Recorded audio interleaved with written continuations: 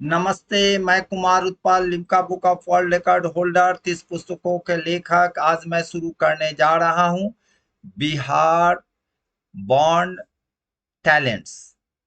नंदलाल बोस। नंदलाल बोस जो हैं राष्ट्रीय स्तर के ही नहीं अंतर्राष्ट्रीय स्तर के चित्रकार रहे हैं। क्या आप जानते हैं कि यह इनका जन्म बिहार में हुआ है? क्या आप जानते हैं कि इनका पूरा बचपन यहीं बीता है? क्या आप जानते हैं कि इनको मास्टर मोसाय कहा जाता था? मैं आज इनके व्यक्तित्व, कृतित्व और वकृतित्व पर विस्तार से चर्चा करने जा रहा हूं, क्योंकि आप जान रहे हैं 68 बीपीएससी में यह प्रश्न पूछे गए हैं कि अशोक कुमार जो हैं कहाँ जन्म लिए।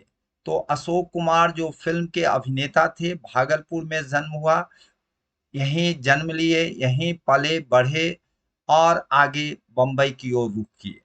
तो यह व्यक्ति भी आपको बता देते हैं कि मैट्रिकुलेशन यहीं से किए, बिहार से, हवेली खड़गपुर में जन्म हुआ है और यहीं से पले बढ़े, आगे बढ़े और आपको कलकत्ता से आगे की पढ़ाई और अन्य काम सब किए। तो मैं यह आपको बतलाना चाहता हूं कि बिहारी टैलेंट्स, जो बिहार बॉर्न टैलेंट्स है, उसको उससे बहुत प्रश्न पूछे जा रहे हैं। ऐसे कम से कम आपको 20 से 25 व्यक्ति हैं जिनके बारे में मैं चर्चा करूंगा। आप लोग साथ में रहेंगे और अगर आप 4-5 भी प्रश्न लड़ जाता है तो समझिए कि बहुत बड़ी बात है, कि क्योंकि एक-एक पॉइंट्स बहुत महत्वपूर्ण है। और मैं एक बात जानता हूं कि there is always vacancy at top. Top पर हर हमेशा वैकेंसी है, पीछे में तो आप जान ही रहे हैं क्या हाल है। तो मैं यह चाहता हूं कि आपको इनसे रूबरू कराऊं। आओ आए, आप हमारे साथ बने रहें। नंदलाल बोस जो मास्टर मोशाय कहलाते हैं, जन्म इनका 3 दिसंबर 1882 ईस्वी को हवेली खड़गपुर मुंगेर जिला बिहार है। हवेली खड़गपुर से बहुत बच्चे कंफ्यूज्ड हो जाते हैं कि हवेली खड़गपुर तो बंगाल में है, लेकिन मैं आपको बताना चाहता हूं मुंगेर जिला के हवेली खड़गपुर एक जगह है जहां आपको यह जो है ब्लॉक है और यहाँ पर आप जाएंगे तो आप देखेंगे कि हवेली खड़गपुर बहुत फेमस जगह है। यह मुंगेर जिला में है और यहीं पर इनका जन्म हुआ था। पिता का नाम इनका है पूरन चंद्र बोस, जो दरभंगा राज दरबार में मैनेजर के रूप में कार्यरत थे।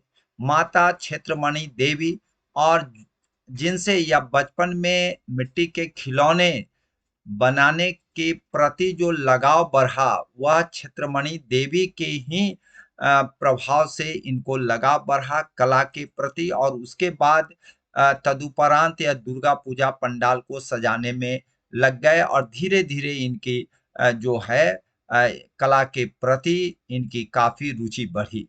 इनकी पत्नी जो है सुधीरा देवी हैं, पुत्री गौरी हैं, गुरु इनके अविंद्रनाथ टैगोर हैं और जो रविन्द्रनाथ टैगोर के भतीजा हैं, उन्होंने इनको सजाया, बढ़ाया और शिक्षा भी दिया। दार्शनिक प्रेरक व्यक्ति हैं जिनके सानिध्य में इनको काफी ज्ञान मिला। आनंद कुमार स्वामी जी हैं, सिस्टर निवेदिता हैं और ईवी हैवेल हैं। मैं आपको बता रहा हूं प्राथमिक शिक्षा मैं पहले भी बता चुका हूं कि शुरुआती 15 वर्ष तक बिहार में, शिक्षोपरांत कलकत्ता में इन्होंने अध्ययन किया है और वहीं पर अध्यापन का भी काम किए। मैं आपको बता रहा हूं किस कार्य से इनको बहुत ज्यादा प्रभावित हुए। अजंता कला से ये काफी प्रभावित थे और इनका कार्य जो है, कृतित्व जो है बहुत बड़ा है, क्योंकि भारतीय संविधान के मूल प्रति में अपने शिष्य राम मनोहर के साथ 22 भाग में 22 चित्रों से सजाया है। जो मूल प्रति बनी थी, पंडित जवाहरलाल नेहरू इनको आग्रह किए थे और उस आग्रह के परिणाम स्वरूप भारतीय संविधान की जो मूल प्रति है उसमें हाथ से इन्होंने पेंटिंग किया, और 22 भाग है तो 22 भाग में इन्होंने 22 चित्र दिया और 22 विभिन्न चित्र दिया जो हमारी संस्कृति को उजागर करती है। और इसमें जो है आपको भगवान श्री राम से लेकर के आपको महात्मा बुद्ध से लेके जैन संस्कृति से लेके आपको 24वें तीर्थंकर महावीर थे उनसे लेकर के राजा में आपको केवल और केवल एक आदमी का है, जो वह है महान शासक जो थे अकबर द ग्रेट, उनका है। तो उनकी भी चर्चा है क्योंकि उन्होंने बहुत सारे काम किए हैं। मैं आपको बता रहा हूँ अन्य कई हर एक भाग में एक चित्र से शुरू होता है, जो हमारी जो पुरातन संस्कृति है, जो हमारा पुरातन इतिहास है, जिस पर हम गर्व करते हैं, उसको बहुत बढ़िया ढंग से, बेहतरीन ढंग से आपको इन्होंने अभिव्यक्त किया है। भारत रत्न एवं पद्मश्री प्रतीक को भी इन्होंने चित्रों के माध्यम से रूप दिया है, जो आजकल आप देखते हैं वह जो है इन्हीं के द्वारा किया गया है। 7,000 में 7,000 कृतियों का संग्रह national gallery of fine arts Delhi में संग्रहित है, इन्हीं की कृति है। और मैं आपको बता दे रहा हूं कि हरिपुरा कांग्रेस से लेकर के अन्य जो अधिवेशन हुआ था उसमें भी इनका बहुत बड़ा योगदान है। विशेष करके हरिपुरा कांग्रेस, जिसके अध्यक्ष आप जान ही रहे हैं सुभाष चंद्र बोस थे, और उसमें गांधी जी का लिनो कट पोस्टर इन्होंने बनाया था। माध्यम टेम्पेरा था, टेम्पेरा माध्यम बहुत महत्वपूर्ण होता है, और आपको उस माध्यम के द्वारा इन्होंने सभी को जग जाहिर किया था। इन्होंने नमक सत्याग्रह से लेकर के सभी सत्याग्रहों पर चित्र बनाया था, सती देह से लेकर के कई हमारी जो संस्कृति है उस संस्कृति को इन्होंने पल्लवित ही नहीं किया, पुष्पित भी किया। बंगाली शैली के जनक माने जाते हैं। विदेश यात्रा 1924 में 1924 ईस्वी में रविन्द्रनाथ टैगोर के साथ चीन, जापान, मलेशिया, बर्मा जो म्यांमार कहलाता है वहां गए और वहां के कला से रूबरू हुए और अपनी भारतीय कला को उन्होंने उन लोगों को भी दर्शाया, दिखलाया, बतलाया।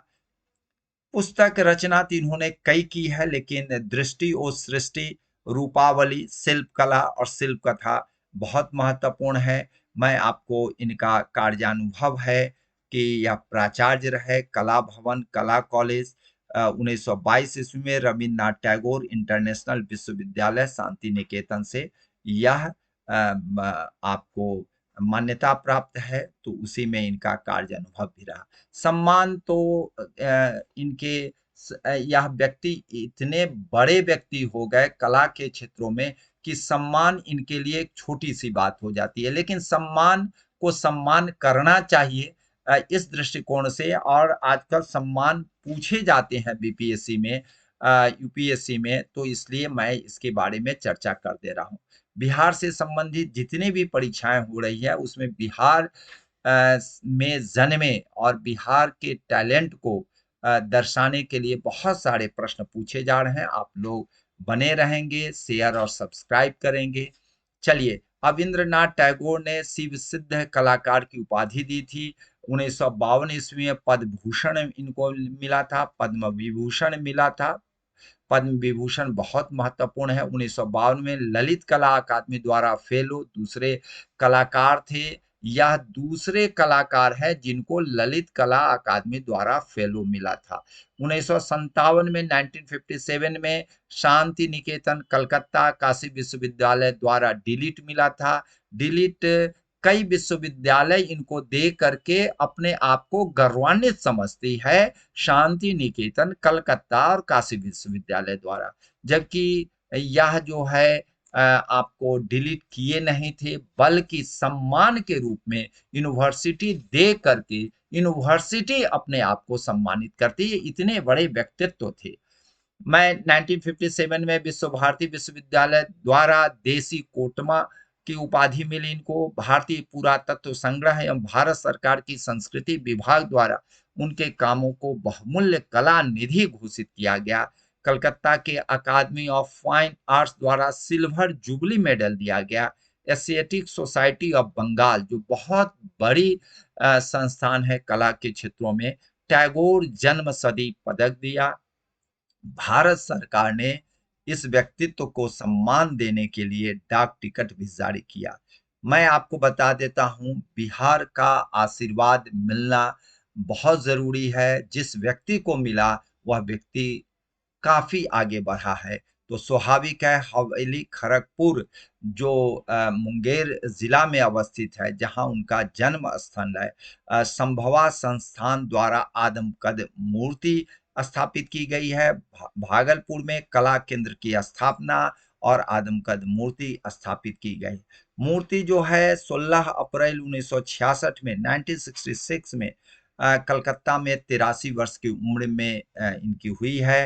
मैं आपको बता रहा हूँ, इनसे संबंधित बहुत सारी पुस्तकें उपलब्ध है। आप सभी से मेरा आग्रह है कि वो जरूर समय मिलने पर आप पढ़ेंगे। लेकिन बीपीएससी अभी जो आप देने जा रहे हैं या देंगे, उसके लिए आप इतना ही काफी है।